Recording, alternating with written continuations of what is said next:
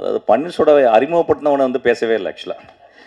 ஒரு நாள் நைட்டு 2 மணிக்கு இவனும் நான் இன்ட்ரடியூஸ் பண்ண ஒருத்தன், அவன் பேர் என்னென்னா கலை, நந்தலாலில் 2 பேரும் லுங்கி கட்டு வந்து நிற்கிறாங்க கதவு.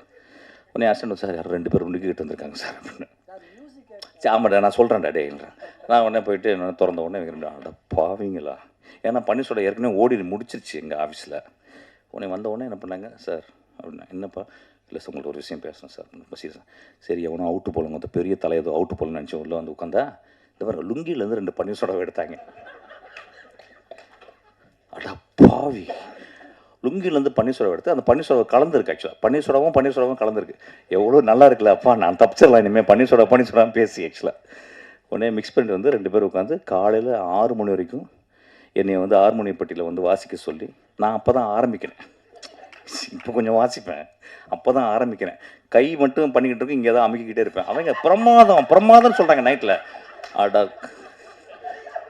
அடா பாவிங்களா, என்ன பண்ண முடியும்? நான் வந்து 40 கிலோமீட்டர் ஸ்பீடில் போயிட்டு தூங்க போயிட்டேன். இவங்க 200 கிலோமீட்டர்ஸ் போயிட்டு என்கிட்ட வந்து 300 கிலோமீட்டர் ஸ்பீடில் போகிறாங்க. நைட்டு ஃபுல்லாக இவங்களுக்கு வாட்ச்சு நான் வேறு ஏதாவது வாட்சிருக்கலாம் ஆக்சுவலாக.